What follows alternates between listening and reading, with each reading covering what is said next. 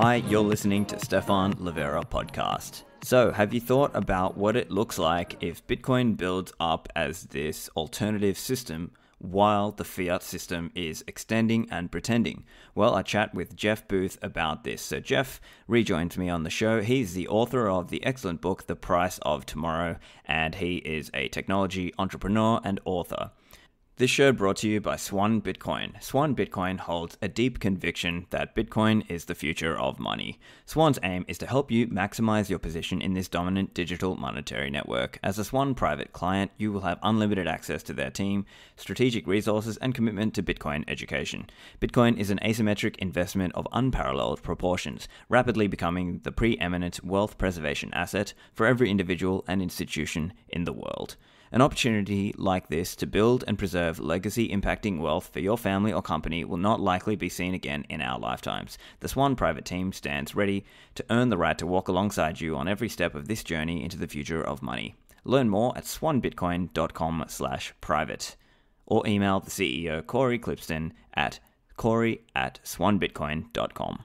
Do you need to borrow against your Bitcoin or get some stablecoin interest? Lend at HODL HODL is a peer-to-peer Bitcoin-backed lending platform where you can lend or borrow crypto globally and anonymously. Lend at HODL HODL is a way to earn extra income on your stablecoins. They've got an average of 25% APR. On the other hand, if you need some liquidity, you can collateralize your Bitcoin and borrow against it. And the best thing is you still hold one key in the 2 of 3 multi-signature. HODL HODL does not hold your funds. This is a peer-to-peer lending and borrowing platform. You set your own terms and you put up offers depending on how long you want to borrow or lend and the interest rate. Go to lend.hodlhodl.com. Are you interested to get involved with Bitcoin mining? Compass is an online marketplace making it easier for you to do that. You select an ASIC and you select a facility that has been vetted by the Compass team. We've heard for years mining's only profitable if you're investing tons of money, but now with Compass, everyone can tap into economies of scale. You can get access to reasonably priced hardware and cheap industrial power rates. The residential rates many of us have are not going to be very competitive. If you're unsure about how to get started, they've got hardware and hosting bundles. You don't need advanced technical knowledge. You can quickly get started mining Bitcoin today. Go to compassmining.io and find out more. Jeff, welcome back to the show.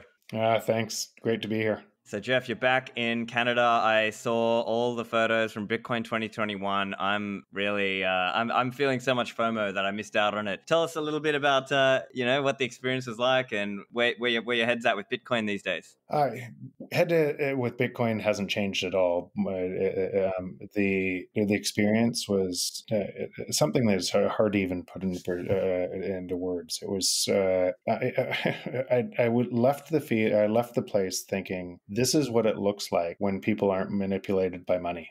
This is the best in human nature coming out, and so it was truly humbling to be a part of it, and that community. Truly humbling, like almost tears to your eyes. The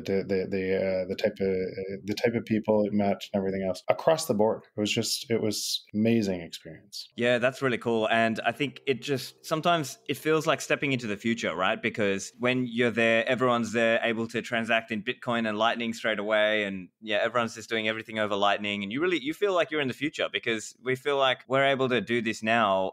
Those of us in this world, those of us Bitcoin people, and it's like the rest of the world hasn't woken up to this yet. Hey. Yeah. And it's more that I think it's even more than that. So yes, that. And when you're around a whole bunch of people that are first principle thinkers, that are kind of deep across philosophy, a whole bunch of different pieces, and have really chased this to the ground and understand where the world's going and everything else. Those people are accountable. They're learning all the time. They're quite honestly, like, it blew my mind what I got from the experience of just being around all of these just wonderful, wonderful people. Yes, complete different cast of characters. Crazy. You could call me crazy though too. But at the core, something that was really sound across everybody. So it was a really wonderful experience. Yeah, that's really cool. And so, were there any points where you thought your thinking shifted, like that someone was giving a talk or there was a panel? Were there any points in your mind that actually shifted, or you thought, yeah, that's actually a new learning that I took from this recent few weeks? Yeah, probably not a new learning on the core thesis on Bitcoin or anything there, but more how fast this was moving, how fast it was. So I would be lying if I had said that I thought anywhere in my playbook that El Salvador would come on now and Jack would bring a country on. So that's so that was new. It happened. That's happening faster than I thought, and so the adoption of Lightning and everything else, and people actually seeing what this means is moving faster than I thought. And so all different types of kind of thought around where that goes. But no, generally the thesis, nothing changed there. Of course. And with the El Salvador adoption, I mean, there's been no shortage of commentary on that. But I think it's also interesting that, well, legal tender laws are one thing, but it's also about having a new group of people who become hodlers, who are holders. And I think that is an interesting aspect. And it'll be, obviously, this is like historically unprecedented, right? So we're going to see over the next few months, we are going to see how many people actually take it up, how many people start holding. And, there's that aspect of merchant acceptance of Bitcoin, but then also how many of those people then go on to become orange-pilled hodlers, right? And I'm not expecting specifically El Salvador to change the momentum specifically on Bitcoin price anytime soon. What I am expecting, and this is what just really is reinforced over and over again, it is super difficult to stop technology that empowers human beings because you have to lie more to be able to stop. You have to deceive. And so this technology that's at the core of this that does that is bringing on more and more users faster and faster and faster. Yes, some of them will hold. Some of them will come on and then think about it as, it's an altcoin or something like that does it. And then they'll do a loop and come right back to Bitcoin and understand what it really is. But the message underneath this and what this means, I don't think it can be stopped. Now, not that the war is going to get any easier, but the advantage is now on Bitcoin's side because you have two, and this is right, we've already talked about this. This is out of my book. You have one side, you have technology that's driving us one way, trying to drive prices down. And the only way to essentially stop that is concentrate control in government more and more and more. Unfortunately, lie to be able to do it by printing money, really stealing from people more and more and more to concentrate, that concentrates wealth and power on one side. But as we get further and further away from that delta and one system is moving this way, the system is feeding back both sides. So one system has to have more and more corruption and more lies to protect it. And one system is really the truth showing all the time. That thing is causing more people to look and say, what is this? Whereas they might have been totally opposed to Bitcoin and not wanting to look at it. Now they're starting to realize that their entire system they live in is based on a fraud, and they're starting to come out. And so once that starts to happen, it reinforces on itself and it reinforces on itself. And I think that's what's happening. Yeah, it's a really good comment there around the corruption and the lies that are required to sustain the fiat system. And it's interesting because we look at some of fiat economists and the Bitcoin haters out there, and they will constantly be having to backpedal, right? Because in the early days, it was only for drug dealers. It's only for crypto anarchists, libertarians. It's only for cypherpunks. It's only for small companies. Now they're saying, it's only for small countries, right? And they were saying, it's not legal tender anywhere. Well, now it is, right? And now play that forward. And so a lot of these things that there's a lot of people outside of Bitcoin that still believe that noise because you're caught in a system that reinforces it all the time. All the news media reinforces it all the time and everything else. So there's many people, including fiat economists, that actually haven't chased this all the way down to the ground. They're just parroting what they've thought from somebody else. And so there's a bunch of people, even in that world, who are moving over. I think what causes the most pain in the Bitcoin community is the people that know and say it anyways, right? That they know for sure it's all based on a lie and it's all around power privately. I got, and I won't say who, but it's somebody that is fairly well known on a direct Twitter exchange, on a DM exchange, that would be that camp, and talking about why it needs to be an altcoin. So essentially, he could control the rules. And I thought, what hypocrisy! What complete hypocrisy! And so for me, with Bitcoin, is it solves that by removing control of ego around people. It solves that issue, and forever, or hopefully forever. That's a big deal. It's a huge innovation, and I think people underestimate what that impact means. It doesn't mean that society isn't going to, like, if you took the anarchists on one side, and if you said it's all citadels, I think that really scares people in the existing system and makes them worried about what Bitcoin looks like, because they would think in that it's just a transfer of power from these bad people. But the truth is, what the anarchists don't see as well, they're measuring government by the size of government today and all the fraud in government today, when the system itself would change that. Government as a byproduct would have to move fraud above the line, right? and tell the truth, and it would have to get way smaller as a result, and the world would look very different. So these opposing forces are getting worse and worse. And then when you think about a whole bunch of byproducts of the opposing forces, when you just think about in a personal relationship, Stephen, if you trusted somebody and they deceived you and they completely lied to you for their own personal gain, would you trust them again? Yeah, of course not. Yeah, of course not.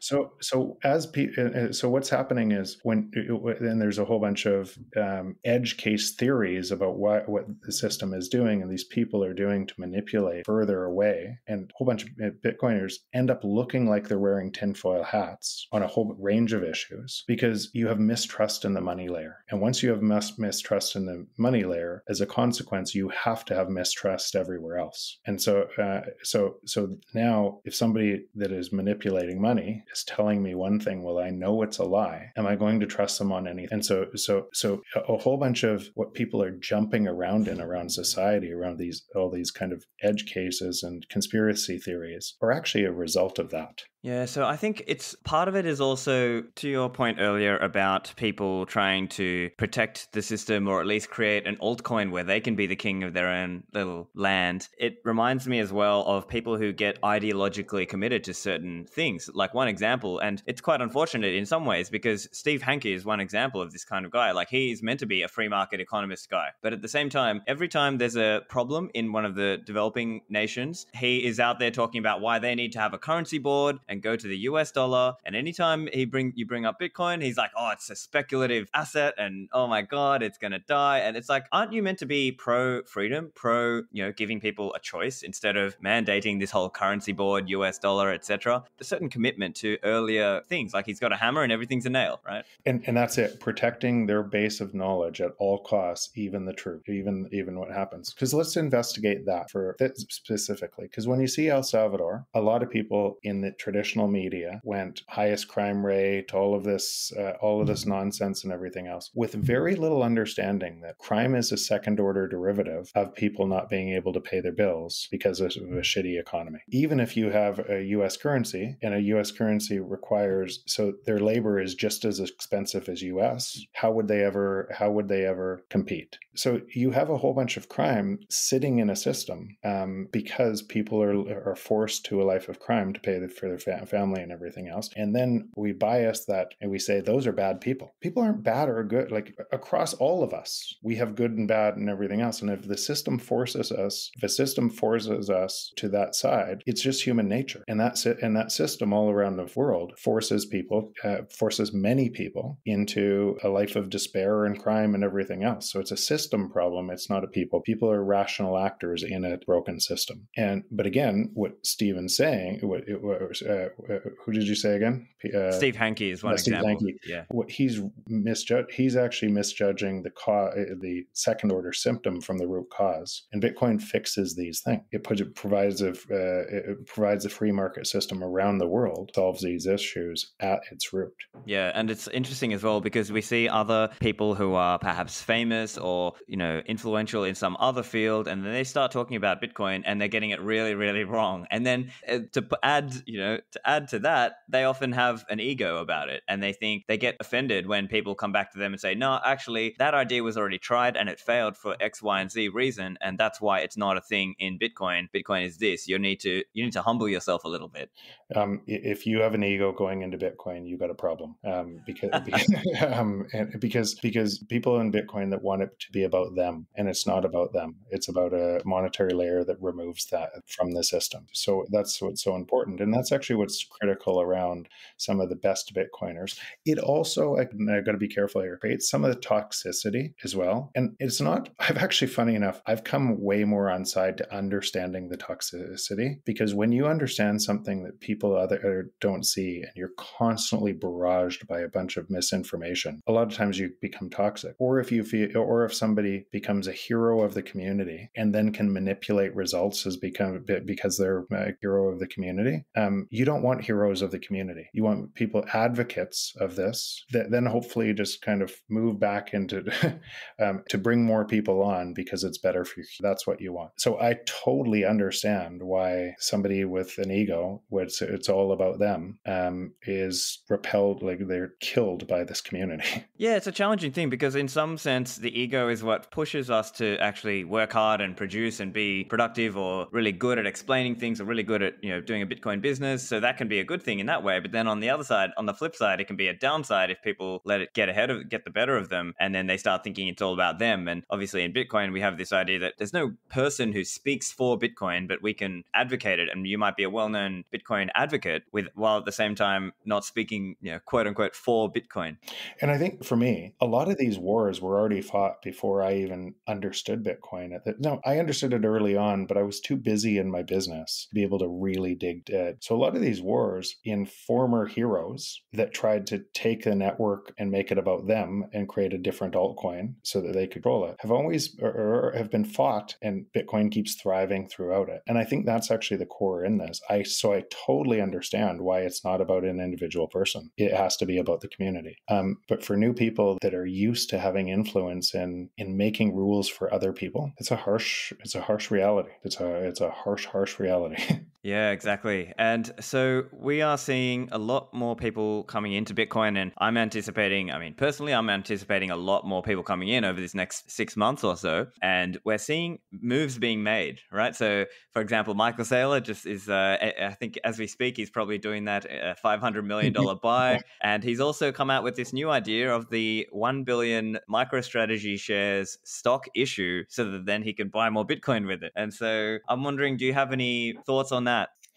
So I love what Michael Saylor is doing. I love so he has a thesis. He is all in. His existing company, if you look at the returns and what that would look like, it's pre-Bitcoin, and what he's doing in Bitcoin, two radically different stories. For 22 years, it returned almost nothing, and now it's returning a staggering amount. And he knows where this is going. So I think that everybody should put every dollar of wealth into it. Might be a bridge too far. I understand why you'd want to, and that's a risk return sort of scenario. And I don't think anything could beat Bitcoin going forward. But what if I was wrong? And so I just leave that tiny possibility. What if I was wrong? So that I wouldn't want everybody doing everything they ever had into it. And then you have to ask yourself, how much do you really need? If you had one Bitcoin, there's 2,100 or so billionaires in the world today. There's 49 million millionaires. If you had one Bitcoin, you have more than most people could ever have. There's not enough Bitcoin for everybody to. So how much do you really need in the new world? So that leverage and everything else, again, because we're just as likely, if human beings are biased into we need more and more and more, then if that's true for all humans, then it's probably true for us too. And so we could easily get something and say leverage and create. And if we win that bet, then does it make a difference if you're 0.5 to 0.2 in the richest part of the world? Is that going to make a difference in your life? And so I just think about, so what he's doing, I completely understand it, and I huge wow. And he's good for the community, and he's good for advocating for what this is. And I hope he makes trillions. Should everybody go 100%? I don't know. Yeah, that's a harder question. But I think to some extent it is part of the using the system against it, right? It's like the judo move, because in some ways stocks are getting bid up and up and up because obviously all the cheap money that's flowing out there because of fiat money, as we've mentioned on the podcast many times. And then in some sense, this is helping turn that in favor of, in favor of the person acquiring more Bitcoins, because they're sort of saying, okay, fine, you're just going to bid up the prices of the stocks. Well, we're going to issue some more stocks and then use that to buy more Bitcoin. And then, long term, that's probably a good move for everyone involved. For Michael Saylor and his shareholders in this, I think it's a brilliant move, and how much he's brought knowledge of what's happening from the structure because of that move that people keep on biting on and keep on doing it, and he wins every time, and so do his shareholders as a result. It's brilliant. So and again, as he's doing it, you're bringing, that's what I said, when a system has corruption in its base layer and it has to be more corrupt for the structure to then you're bringing more people. Wait, is this what's happening? And more people are starting to understand that game. Yeah, and I guess part of that plays into this idea that now, of course, if hyper Bitcoinization happens too quickly, well then, yeah, that could be, and we spoke about this the last time, is that could be a real issue. But at the same time, it could also help wash away some of the problems of the current system. So it's kind of like a balance there, because, if we can help people and help them into this new world of Bitcoin world, then arguably it might help people get away from the fiat problems and stop the fiat, at least start this process of fixing society. So it's kind of like, how do we kind of manage that transition? Not that you or I can manage that ourselves, but in terms of how can we help people? That's actually why I love places like El Salvador and a whole bunch of Nigeria and a whole bunch of other countries that are starting to really take this seriously, because it's bringing on hundreds of thousands and millions of people into this new economy at a rate that's increasing faster and faster and faster. It's going, it'd be impossible. It's really hard to see that stopping with all of the innovation. So it should keep on expanding. And that's, and so what you want, ideally you want in the Bitcoin is this to be broadly held. Yeah, and that's right. And I think that's a very important point you raised there about being broadly held. It's a very important word, because a lot of people get overly attached to the idea of, where can I spend this Bitcoin? What merchants will accept it? No, what matters the most is the holder network effect. And that's where I think Michael Saylor has been brilliant. He's been an astonishing mind and astonishing explanations of why you should think of it as a reserve asset. You should be trying to hold it. And the most important part is getting people out there. Of course, being able to spend your Bitcoin matters too, but holding is probably the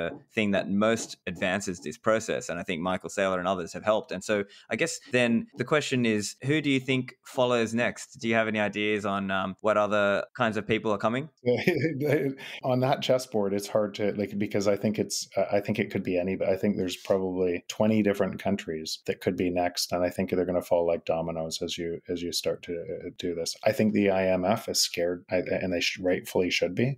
And I think you're going to get some pushback here, but it's not going to be enough to stop it. So yeah. And if they really tried to stop it, it would move underground and it would keep going, just like countries that have tried to regulate it and everything else. It just moves underground and it actually probably moves faster. Yeah, that's been the story that apparently even with places like Nigeria, because Pakistan, great example as well, because basically India, they try to sort of regulate or put the brakes on this thing, but then all these people start using it peer to peer, and you just can't really stop this thing. So I said that to a politician in Canada, and I said, listen, if government came after this in a big way, I just get on a plane, I take my businesses and I move somewhere else, because I know what's coming next. It's actually sending you a signal that you're controlled by the system and you can't get out. In fact, this is connected to something, I don't think I've ever said this on a podcast, that I've thought a lot about recently. Our property rights themselves and our infatuation about owning a home, a derivative of a system that has to leverage us into control, so that you'd put a 30-year mortgage and you're locked into a system that makes the government bigger and bigger and bigger. And so when you think about property rights through that lens, Not that you can't make a lot of money in that system, but when you think about that, it's you can't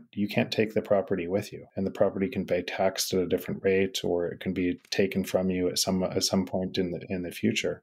Bitcoin is literally the only property right, that type of right, that has ever existed that can't be taken from you. Yeah, that's a great point you make there, Jeff, because, and it may not be that there's like a dark, boardroom with all the evil people in the suits who are trying to intentionally make this happen. It's more just like the incentives of the system kind of push it in that direction, right? And then you start out with something that might look like you could buy a home early on and you needed 25% down payment or 50% down payment, and you could only take a mortgage for 10 years, and then 15 years, and then 20 years, 25 years, and then 30 years. And the mortgage and the amount of money that you took to be able to buy that home, all leveraged, which actually cascaded into a system of control around housing that felt good for that you had to be a part of that system, that kept you locked into a system, not realizing that you would become a slave to the system, that you're working two jobs, that you're working everything else to be able to have a house that was really a property right, to make sure the system design kept working. And it's just an interesting, again, not bad people, not anything else, but a design of a system that actually created that and made people not even realize that they were stuck, and they would do anything to get more stuck in a system so they could have a home, so that they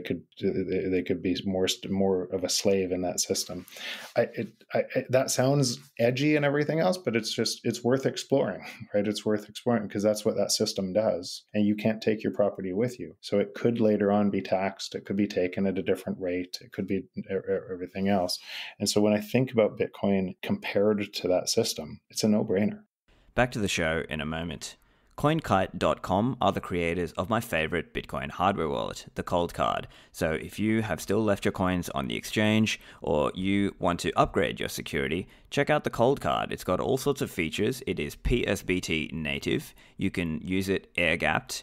It has an address explorer, so you can verify the address that you are receiving your Bitcoins into. It's also very versatile. You can use this as part of a single signature setup or as part of a multi-signature setup, and that can allow you to really improve your security standpoint. Another thing I really like about the CoinKite team is they're continually innovating forward and coming up with new features and trying to stay ahead of the game technologically. So go to CoinKite.com and get yours with the code Livera for a discount.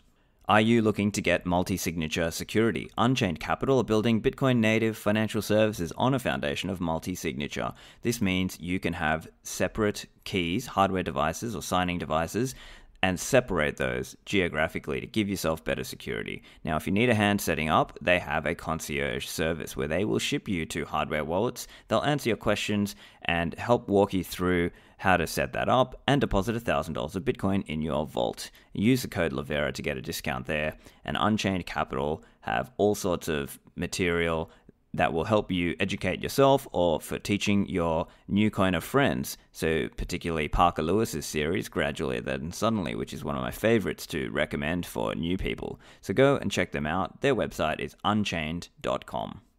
And finally, we have to think about our backups. CipherSafe.io are creating metal seed backup products, and they've got a new one available for pre-order. It's called the Cypher Grid. This is the best value in the industry. You get everything you need for $59.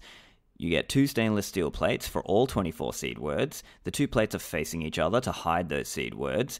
It can be locked with a padlock. It's got a tamper-evident seal, and you get an automatic center punch provided. And just like all CipherSafe products, it's made from stainless steel, it's fireproof, rust-proof, and waterproof. So make sure you or your loved ones can access your Bitcoins if an accident occurs. Go to CipherSafe.io and use the code Livera to get a discount. Back to the show. Absolutely. And so even with housing, because that's often been part of the great American dream, the great Australian dream. I know Canada has certain parts of Canada obviously have crazy housing markets. Even here in Australia, it's like a huge property cult. You got to own a property. And then what happened is, what the deal that, say, the baby boomer generation and maybe some of the Gen X people, the deal that they got is much like the multiple of their income that they had to pay to buy a home home was much, much less than what it would be for, say, a millennial or a Gen Z. And many millennials and Gen Z people are basically, they're kind of checking out of that system almost because they feel like it's not even in their reach anymore, or they're like having to really reach and go leverage to the hilt to even have a chance, right? And it becomes, yeah. You know this from my book, but again, this lies into corruption of money against the natural order of things. But it's why we get confused. So in the last 20 years, it took, so you had before COVID, $250 trillion of debt to run a global economy of 80 trillion, thereabouts. And so you think about $250 trillion and you go, wow, that's a big number. Could that ever be paid back? But on further investigation, you realize 185 of that 250 trillion came in the last 20 years. So now just ask yourself, what would housing be worth without 185 trillion of stimulus over 20 years? And you'd see the answer. The system itself that's driving the housing prices up is a desperate it's all connected to the same system that's levering, essentially making your dollar worth more and trapping you onto a net into your time, into being a slave for wages on that debt to be able to get that property right to be able to stay in the system, while it's getting further and further away. It's not even close to what the real market should look like. It's all an illusion based on the printing of money or the manipulation of money. Yeah, and I'll tell you what, one thing that's interesting as well, it's like bear markets are illegal. Property bear markets and stock markets are illegal, right? As soon as it starts to dip, it's become a political football, right? It's become a thing where they will, they've bet their life on it. They've bet their life savings on these properties and stock market to some extent. And so they don't want to see it fall. So now the government will try to juice the economy again, lower the interest rates and keep the party going. Let's imagine they don't. It's not a whole bunch of bad people. Now, some are delusional and everything else. But let's imagine it's not a whole bunch of bad. Let's just give the benefit of the doubt that they're doing what they can. What would you do? Well, it's a difficult situation. Obviously, I mean, knowing what I know, I'd be all about, Bitcoin standard, all this. But obviously, to the point of your question is assuming, you don't have that option. Well, they're probably just going to have to try to, and I think in practice, this is what they are doing. They have things like macro-prudential controls. They might try to play that balancing game of having a low interest rate, but still trying to keep the affordability working for some people. And in the end, it just ends up being a very substandard outcome. Yeah. But it's worse than that. So now imagine two lines like this. 30 years ago, you would have had from technologies, call it a 1% disinflationary power. And so interest rates were lowered and lowered to try to outrun prices coming down. And why? Because if prices came down, debt gets more expensive and has to be reset. You have colossal wipeout. Everything just keeps on, and because there's nothing backing the debt except for counterparty risk. There's no gold backing it. It's just the credit is the problem, and and that debt getting more expensive just cannot happen in that system. So 30 years ago, you had, I'm just calling it 1% negative disinflation because of that. And so what central banks did is tried to stop it by lowering interest rates and lowering them again, lowering them again, lowering them again. You were running out one line, deflation wanted to move this way, and one line had to move the other way. So you kept lowering interest rates, causing debt binges, more debt binges, and causing credit crisis of 2008, caused by the housing crisis of 2008, that you paper over. And remember, 500 billion at that time, and marches on Wall Street, breaking capitalism and everything else. It was just a function of what we're talking about. And now the numbers are 5 trillion and 10 trillion, and they have to be 20 and 30 trillion in the future. And the further and further out from that point you go, you're further and further away from the truth. So out here, the fall, if you allowed deflation to happen today, every single bank would collapse. Every government would collapse. Every institution would collapse, because it would keep spiraling. You would have a deflationary spiral that would keep going until everything reset. And so that's actually, so it's not bad people, it's a bad system that they're caught in that they don't know how to get out of. What I was so frustrated with after writing my book, there hasn't been one person in all that's actually given a real credible first principle, you're wrong. like there, because, and so what I wanted to do with writing the book is start, because as an entrepreneur, when you understand the problem, all of the energy goes into the solution, right? And you think, okay, how do I solve this? And looking around, I really thought, okay, the book would be a impetus to try to, how do you solve this? And all I've seen is a system protecting itself and getting worse and worse and worse. And so Bitcoin becomes the solve for that, because the system can't solve it itself. But even on a central bank, can you imagine if the US came today, I'm not saying it in the future, and openly said, we're moving to Bitcoin standard, everything does the same thing that I just said. Everything just collapses. So you almost have to pretend more and keep the system going as in the background, people are moving to a new standard. And that's actually why I on Bitcoin, I think it's the best path, or potentially the only path for a peaceful transition to where we're going. Yeah, right. So it's like what's the saying? Extend and pretend, right? That's what you hear some people say about the Fed and whatever, macro and things like that. And so, yeah, maybe at some level, that's essentially what's going to happen, right? The fiat side, they're going to try to keep the party going as long as they can. Meanwhile, anyone who's smart is going to be buying Bitcoin and hodling Bitcoin. And hopefully, when the dust settles, we've got, at the end, and who knows when that is? That might be 10 years from now, or might be 15 years from now. We don't know. But when the dust settles, then hopefully we'll be living in a more sustainable, long-term sustainable future on a Bitcoin standard where things are more honestly priced and we have a more honest system, right? That's right.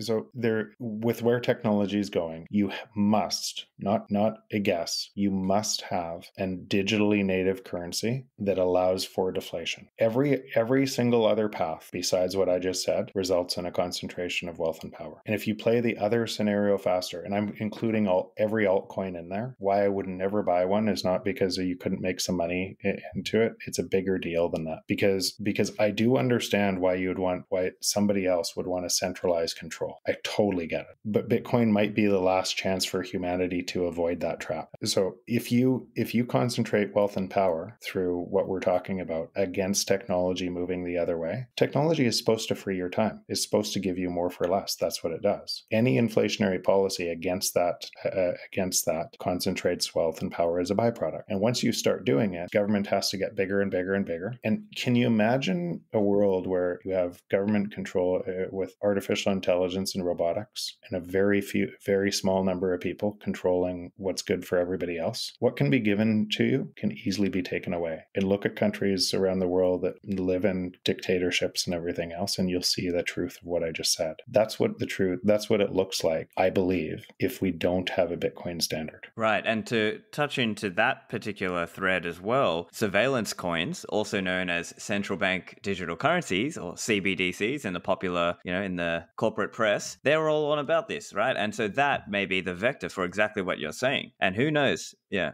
It's just like it's gravity. We have two different operating systems, and so I understand what they're trying to do. So they're pushing up inequality. So if they print a bunch of money and real estate prices go up and a whole bunch of people lose out on that, the people that lose out because of manipulating money think it's the people that got rich off the real estate or technology companies, and they go to government and they say, give us more money. Prices are held, so rents are higher than they should be because of that same thing. And everything else. And so then government says, yes, because you're the populist movement, you have more votes, we'll print more money to give to you, not realizing that you're actually stealing from them to do it. But people will vote there all the time because they'll vote for the short-term benefit and miss the fact that really what they're doing is concentrating power in few hands by a result of the short term. Yeah. And if we don't successfully make the case, I don't see it I see it like Bitcoin is going to win, right? It's because it's just kind of, that's the direction it's going to go. But there will be an impact for people who don't correctly understand what's going on, right? If people don't perceive the threat of surveillance coins or CBDCs, what are some of the ways they could control people? They could say, okay, we're going to give you this stimmy, but you're only allowed to spend it on this kind of food or this kind of thing, because in our infinite wisdom, our technocratic overlords have decided that you must live in the pod and eat the bugs and all this, stuff, and they will make your life contingent on your compliance and your papers, please. Yeah. And once you see what's happening here, kind of on both systems, and you see Bitcoin truly is about empowering people, whereas every other system, I wish this wasn't true, but is about power over other people, dominion over other people. And most of what you'll see in Bitcoin is nobody wants dominion over somebody else, right? They want a network that provides fair rules and everything else. Yes, a whole bunch of people are going to get rich over it that were in earlier. Yes, a whole bunch of people. So it's not just for wealth for your family or anything else. It's way bigger than that. But the real battle is about power over other people, dominion over other people. You make all the rules, or empowering other people. That's to me, that's the difference. Right. And becoming a Bitcoiner is actually learning that difference, and then actually being out there trying to educate or build or develop or review code or in some way contribute to this new world where we're trying to give everybody financial sovereignty, as opposed to, like you said, dominion, controlling them and mandating what they may spend their money on, what they may eat, where they may go, where they may travel, whether they're on lockdown or not. All these things, it sort of flows through into those other aspects of it. And I think it's also interesting to see, because those of us who are kind of down here at the bottom of the rabbit hole, not the actual bottom of the rabbit hole, but those of us who are orange pilled, and we're watching the people who are coming in and learning. And so one really interesting example is Paul Tudor Jones, who I think last year he was saying, 1% Bitcoin, allocate 1% Bitcoin. And now just recently he came out saying, 5% allocation to Bitcoin. What do you think of this? And who's going to follow him after this? Well, so here's the thing on Bitcoin, and that's what it takes you, because once you see the truth, you can't understand why everybody else doesn't see it. Look at Michael Saylor. Michael Saylor, look at his tweet from before he found Bitcoin. A couple of years before, he thought it was a scam. 2013. Exactly. Yeah. Then he's only been in a year, and he allocated a bit, then more, and now Paul Tudor Jones is doing the same thing. I did the same thing. There's a belief that once you've seen this, that you always knew it, and the truth is you didn't, and neither did I. As you start to investigate it, and by the way, we need to take that, and so for humility to allow other people to see it, that's actually what's, I think, important to. Again, it's going to happen anyways. But do you want more people to join the ride? And do you want broad-based holders and understanding for humanity? I do. I personally do. So I try to act in a way that I think, okay, I'm going to give people the benefit of the doubt. They just don't know. They'd be preconditioned into a world that looks really different, and they have no clue. And so it's not just that they're ignorant. It's not that they're in a fog because they haven't seen it. In the same way Michael Saylor might have been, in the same way I might have been, in the same way you might have been, Stephen, in the same way. And as you start to open your eyes to this, you gain more conviction, and you want to bring others on. There's a huge delta between understanding this, thinking it's just about making money and going around the loop and Ethereum and all these other altcoins and everything else, and thinking it's a casino, to coming back to Bitcoin. Some people make that loop, some people don't. But as they go through this path. Yeah.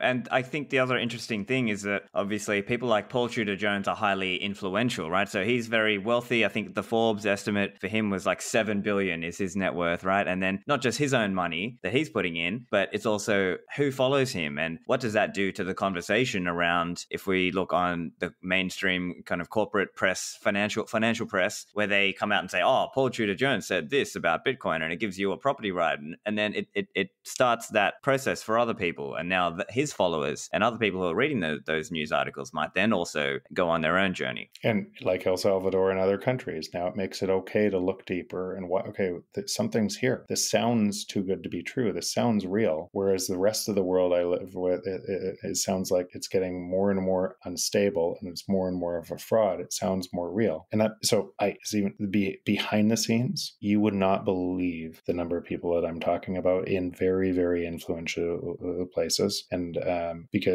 so they'll all be a different level of path and everything else. But that is what's happening. And I have no problem doing that, because what I'm saying is true. Yeah. Right. happens to be Yeah. true. It's integrity. It's everything else. So I wouldn't put a whole bunch of stuff in. For me personally on Bitcoin, most of my wealth kind of from companies and everything else, technology companies, are kind of a byproduct of the other system. So for me personally on Bitcoin, it's not, and I'm not trying to create a business in Bitcoin. I don't care about if my book sells one more copy. It doesn't matter for my own personal wealth or family wealth. I care about this for a way bigger reason. And so this, I think about it as a donation of my time for something that hopefully makes the world better for my kids. And in a perfect world, as more and more people to understand this, you just back out, just back, because you don't need to be there anymore, because the new system is taking over and it's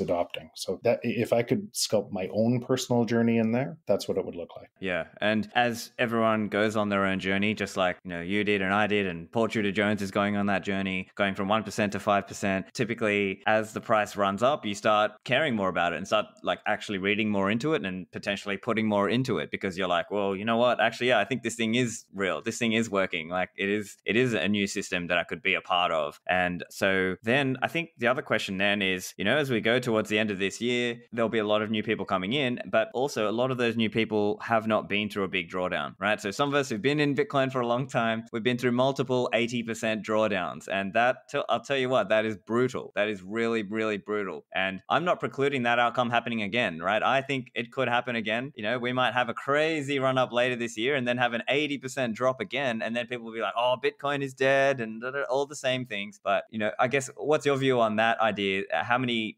people are going to get wrecked in the next year or so?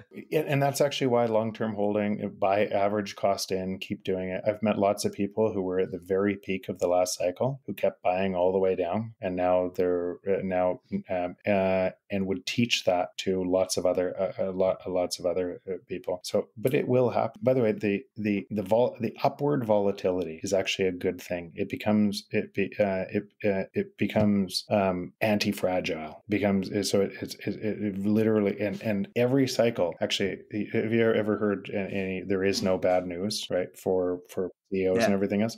Every cycle brings more attention, up, down, sideways. Every cycle brings more and more attention to this asset class, and people get more and more curious about it. The volatility brings on more traders, right? That brings on more other people to be able to say, okay, because traders make a ton of money off volatility. That brings on other people to in that, and the whole system underneath. Actually, there's some of the beautiful game theory and design of everything into this that actually feeds back on that system is the thing that makes it anti-fragile. Yeah. I guess maybe a bit more of a fun, speculative question. All the discussion around supercycles. Where do you stand on this idea, on this notion? Do you think it's going to happen, not going to happen, or you don't really have a view? Or... Are you talking about this cycle being a supercycle? I suspect it's not going to happen on this cycle. And not that it couldn't, but if I said the probabilities of it happening on this cycle, I don't think the probabilities are high on this cycle, because there's a whole bunch of things that are likely from the existing system. Remember, this is still a small asset class, general. So lots more people onboarded, but the existing system could extend and pretend a long time. And on the way there, so today, trying to inflate that. Now, when rates go up, which it's almost like it will remove accommodation and rates will go back up, good luck. Because the minute rates go back up, everything collapses and you see all the leverage exposed and you have that deflationary spiral. So you'll get a whole bunch of head fakes there. If let's just imagine, forget the super cycle for a moment and say, let's argue the other side. If central banks right now raised interest rates, Bitcoin would collapse too, as everyone raced to cash, feeling like a depression's coming and I need to have cash. And just like in March of 2020. 2020. Exactly. Same thing would happen. You're race to cash, and every asset would, because the assets is so outrageous. It's just caused by printing, and it needs more printing. So if governments did that, you would have the opposite of the super cycle. But then after that, the governments would have to actually print way more and more, because if they kept that, it would keep unwinding. Banks would fail. Everything else, they could go in and nationalize banks maybe, but you'd have a shit show. So on the other side, you'd have to have a massive amount of easing and a lot more to be able to keep the party going. So this game is going to be played out. It's going to country by country. What would China do? What would you do as a rational act if somebody said they're not going to pay you back in real dollars? Yeah, that's going to be a problem. Would you buy their bonds? Yeah. Yeah, but you wouldn't buy their bonds. You sure wouldn't buy the bonds. You'd take their money and you would buy you'd buy rare earth mineral. You would lock up the supply of where the world's going on technology, and you would make sure critical assets were locked up. So some of all of the geopolitical risk that you're seeing, people are talking about it as it being part of like, oh, where did that come from? And not realizing these are just signposts on a world that will look like this naturally on the existing system. So what is likely to happen as a result of that is governments, how do they control you on that? They create a bigger enemy, right? It's not your fault that China took your jobs or this or this happened, and then look, they're locking this supply out from you, trade barriers and everything else. So we're living in an interconnected system that we will bias what we hear in the media, and we'll think, oh yeah, those bad people, when it's all a system that's actually mostly driving all of this. And so and that's a long way around on the supercycle theory, but what I would, my base case is not this time on a supercycle. Not that we couldn't see a rise to 200,000 this year on Bitcoin, not that then it may be more than collapsing, but the existing system is not going to die like that. Yeah, I'm with you there. I think I'm aligned with you on that. I think it's possible, but unlikely this cycle. And to your point earlier about, the signs were there all along, right? It's just that how the media or how the government will try to propagandize to try to, as you say, extend and pretend. There are all sorts of things that can be done there. And I guess one other interesting thing, I'm wondering if you've got any thoughts on this idea, is our, I guess, dependence on semiconductor chips, right? So I know right now TSMC is the big dog in that world, and we need, obviously from a Bitcoin perspective, we need chips, mining, and just technology in general, right? Phones, cars, whatever you need, we need these chips. And so I'm wondering, do you see that situation improving anytime soon, or do you see it like it's going to take some time? Those factories take longer to spin up, and production around, say, rare earth mines and everything else too. So some of these things take longer to spin up, but I would say this has been known for some time. And some of the in behind the scenes, those things are spinning up. So there's no solve for it immediately. But the supply and demand in a market, right? It creates if you have these single point failures, the market typically solves it. Right. And as we're seeing, some factories, and there's talk of factories being set up in other countries. And hopefully over time, the Bitcoin miner demand for space in those, in those factories is more consistent. And so they will start to give factory space to, the Bitcoin mining manufacturing companies as well, rather than giving it all to, say, Apple as the tier one, etc. So that's an interesting dynamic that we'll see play out over the next few years, maybe. But I think the message then is really, let's all strap in for the long haul. I'm strapped in for the long haul, and Me too. Let's get ready. It's not going to happen in 2 or 3 months. It's going to be a long time. But that's. But Stephen, what an exciting time to be alive. Oh yeah. It just, if you think about all of these different changes that are happening at light speed, and you think that for the first time in human history that you could put money to be decentralized and in not one person's control, because gold wasn't. It was always the threat that it could be confiscated, right? This is potentially the first time in human history that you actually have this tied into where technology is moving and everything else. It's a super exciting time to be alive. Super exciting. And that's actually what I see in most of the companies I'm working into. Like to be able to work with companies, this isn't in an early startup phase where investing your time or resources or money into that company, you can generate 300, 400 times your money on it and do good for humanity. feels pretty special. So